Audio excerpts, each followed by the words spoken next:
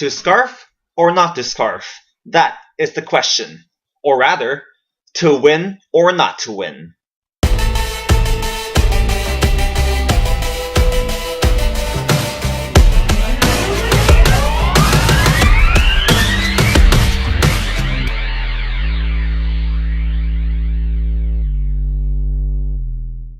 Hello YouTube! This is Chriz Maniac bringing you folks another Pokemon X and Y Y5 battle. And this battle is a UU match versus Richard. Now I say UU because most of the Pokemon in both of our teams are UU. But some Pokemon are not UU, as you can see. I have my Mega Mawile in my team, and he has his Mamoswine from OU in his team. And Richard also has like a random Murkrow in his team as well. And I guess Murkrow could be pretty good in UU because of its abilities as a prankster Pokemon. Anyways, Richard's team is looking like a pretty offensive team. It hits pretty hard. All of his Pokemon except this Murkrow, and this Murkrow is just there to like not allow any hazards to be set up. But I lead off with my Galvantula anyways because I know he's gonna try to taunt my Galvantula from setting up Sticky Web. And I can just thunder this Murkrow and absolutely obliterate it. So I lead off my Galvantula, and as like expected, his Murkrow goes for a taunt, that prankster taunt, and it goes first obviously.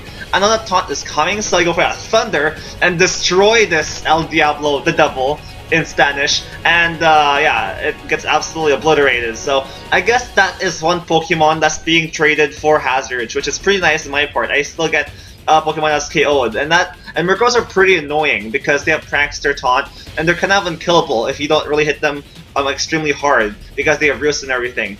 Anyways, it's my Galvantula versus his Mamoswine. I'm expecting his Mamoswine now to go for that Ice Shard after the Earthquake just to finish me off, just so I can get any more damage off on this Mamoswine. And that's exactly what he does. I got off an Intimidate on this Mamoswine, which is nice, and he can kill me next turn with an Earthquake. So right here I switch out because I know he's at -1 attack, and he might go for the Earthquake this turn, but instead he goes for the Stealth Rocks. I could have went for the Iron Head right there and absolutely destroyed his Mamoswine, but I guess that didn't happen. And I bring Yuki again just to get off a -2 on his Mamoswine. So this Mamoswine is very intimidated, it's really scared and everything, and the bad thing is that he has rocks in the field. But he didn't really do that much with Ice Shard, so that's nice. I could go for an Iron Head and deal a lot of damage to this Mamoswine. And this Mamoswine does like a lot of work on my team because I have lots of Pokemon that are weak to Ice. So I need to take out this Mamoswine even though my Mega is taking lots of damage. So I go for a big Swords Dance, and I got a +2 attack. And I could just knock it out next turn with a Sucker Punch. But instead, he doesn't go for what's it called? An attacking move. He goes for a Curse instead. And this is good for me because now I'm faster than him because he's at -1 speed. And I can just outspeed him with my Mawile and destroy that Mamoswine. So down goes the Mamoswine to this effective Iron Head. And in comes Tanko, his Heracross. And Heracross would do a lot of damage to my Mawile, and I don't want to sack my Mawile off just yet, so I bring in Gale. I'm expecting a fighting type move from that from that Heracross. That Mamoswine is down already. And I can threaten this Pokemon out with Brave Bird.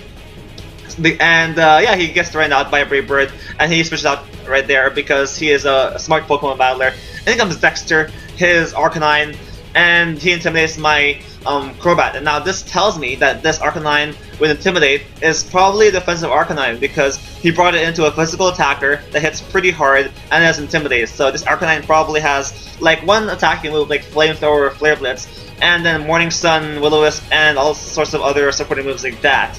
And the Leftovers really confirms it, that he's a defensive Arcanine. So I bring in my Willendorf, my Claydol, so I can set up a Rapid Spin and Stealth Rocks, and get off the rocks from my side of the field, so that would be great for my Pokemon, because my Pokemon won't appreciate rocks in the field, especially my Crobat. So I take away the rocks from the field, and I get a crit, which is pretty funny, because that doesn't really matter, it hardly does anything. And he gets a lot of Will-O-Wisp on my Claydol, which doesn't really matter, because my Claydol is a special attacker.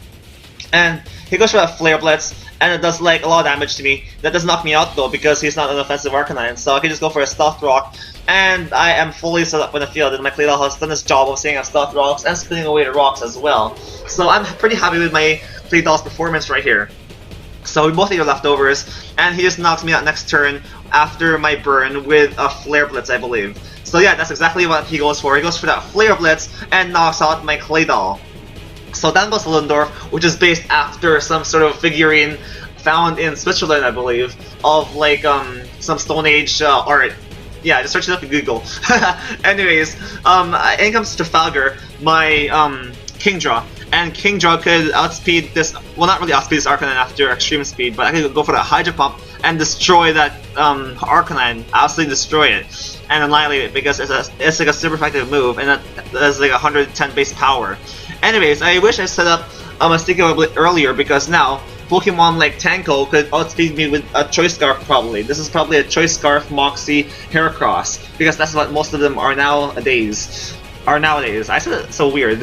So he goes for a close combat, does a lot of damage to my Mawile, knocks her out, and down goes Yuki the Mawile. But instead, I could bring in my Crobat next turn and threaten this Heracross out with a Brave Bird, or even survive Brave Bird. I mean, survive a close combat if he chooses to stay in, and I know he's locked into it. So he goes for that close combat, and I live with like 4 HP. So my Crobat from the 4th gen that has been Lance with me, it survives that close combat and lives at 4 HP, and I can annihilate that Heracross and destroy it. It's time for a super effective Brave Bird, and my Crobat has sacrificed itself to save my team, because if that Heracross got past my Crobat, then my whole team would be swept by a close combat that's Choice Scarf, and that would be an absolute like disaster for my team.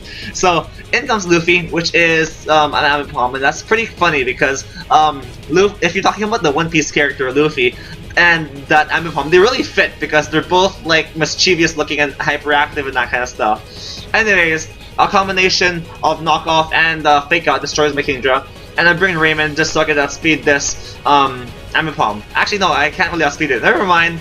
And he goes for a knockoff and destroys my Galvantula also. Right here, I'm just trying to rack up Life Orb damage so I can bring in my Pokemon next turn, Sahara, and take it out with an attack. Anyways, right here, I could have won this battle. Well, spoiler alert, yeah, I lost. I could have won this battle if I had a Choice Scarf. This time, I chose to equip an Expert Belt on my Flygon. But now I don't have a Choice Scarf, and I could have swept with Earthquake and destroyed his Ambipom as Manectric and after outspeeding them. But now this Manectric is going to outspeed me. It Mega Evolves, it goes for a Flamethrower and takes out my Flygon. And I could have destroyed this Manectric in one hit with Earthquake, even though it was super effective. So, damn, I guess having the wrong item really mattered right here. So, down goes my Flygon, and I could have won with a Choice Scarf, but I didn't. Anyways, that was still a pretty close battle. That was still really fun. And that was a battle against Richard. I hope you folks enjoyed this battle. Leave a like, comment, subscribe if you did. And I'll see you folks next time.